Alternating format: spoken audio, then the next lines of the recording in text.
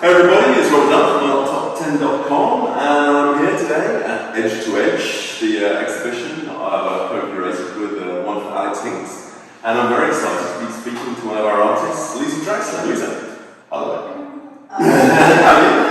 I'm okay, I'm just trying to keep cool. It's our London heat wave. It's the London heat wave man still today, isn't it? Which is lovely, but it's, you need to just sort of, but it's very uplifting, isn't it? It's like a bit of sunshine. It is. So it just is. trying to keep cool. Yeah, we've got to keep the joy of the sun. Yeah. So tell me about the joy of this wild creature in front of us. Well, really, I'm really excited to be invited to be part of this show, so thank you to yourself and Alex. And I decided to bring this sculpture along to the exhibition because it's one of my recent works. It was in an Arts Council show with fellow artist June Driver, who's also in Edge to Edge. Sure. And it was shown called Dazzle and Disrupt. Okay, which I do really quite like for this particular show. So I guess what I'm kind of talking about here and alluding to is this sort of idea of a fragmented landscape. Okay. And this fragmented landscape is also to do with architecture and history. Okay. And very much talking about the landscape of my place. So not necessarily traditional landscape, more this sort of space where I'm connecting.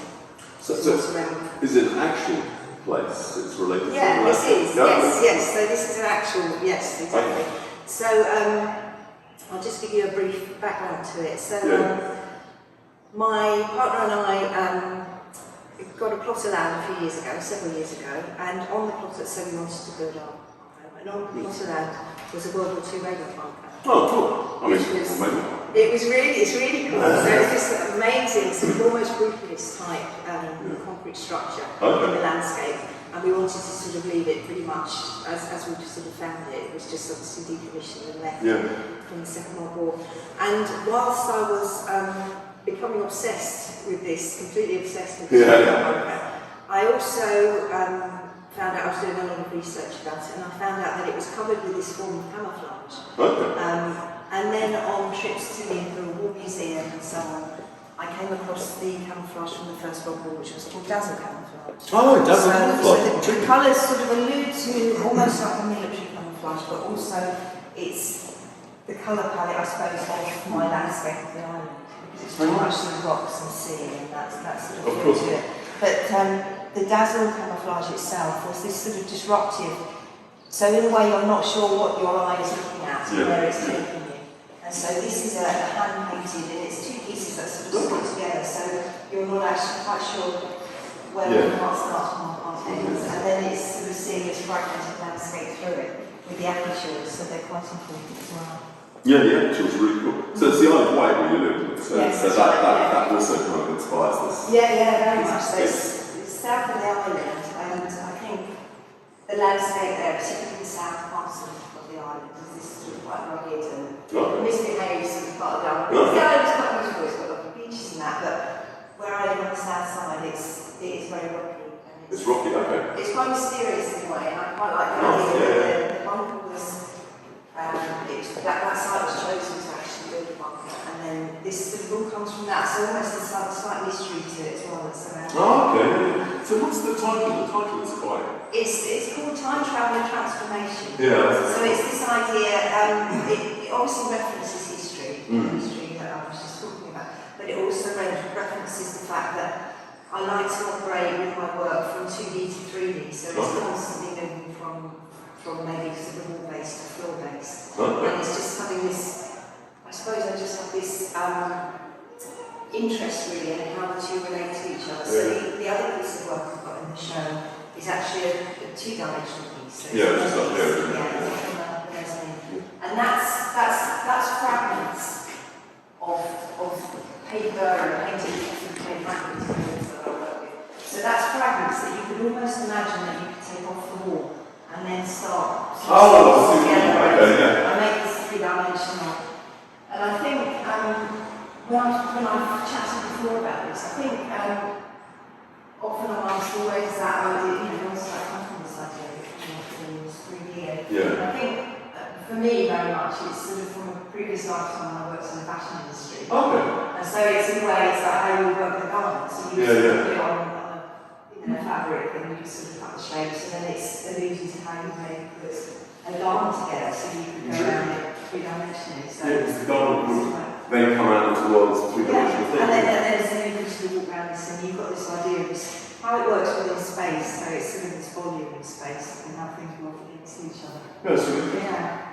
Because when I had the time travel thing, I wondered if there's some kind of science fiction sort of thing being thrown into it. I suppose it could be that, isn't it? I mean, in a way, for me, my time traveller is looking that way in the past rather than looking at the future, because I'm kind of looking at that historical part of what went on. And I guess trying to understand when you see an old building, it's almost like you have this idea of something is in the way it's built, you almost feel it. So when you stand in the bunker or the other, and you just get this idea of what went on before. So it's this sort of time travel, but obviously in that direction. Intriguing. So you're also time traveling when you go to that bunker, isn't it? Oh, I think so. I think so completely. And I mean, I guess you could almost sort of like have this illusion of what's happening now. I mean, when that was built, it was built very quickly. Yeah. So the main bunker, the main radar station on the island was bombed quite badly up and down. So they built one really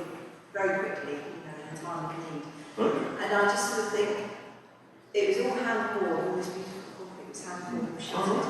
And you sort of think those people must have had to do it very, very quickly in a time of really, I suppose, fear as well. Yeah. And a bit of unknowing, and it's almost sort of clashes with what we're going through now. Yeah. So I think this idea of this sort of distortion and disruption and this not quite knowing what you're seeing is very much that kind of, I guess, like time travel from that part of time to where we are now.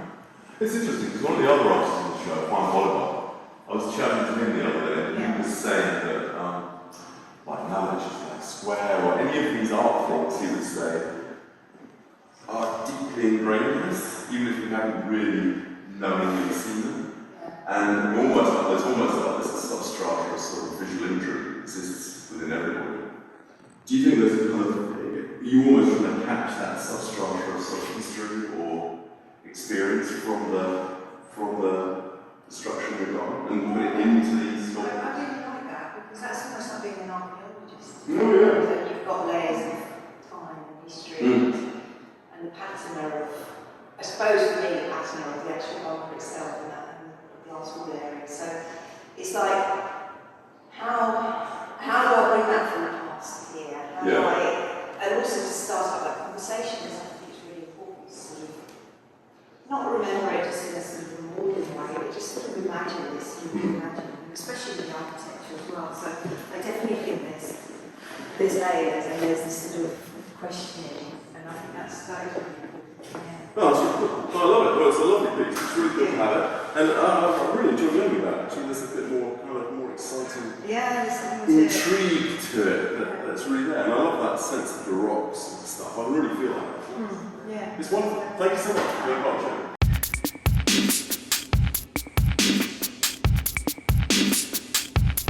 Bombuckler.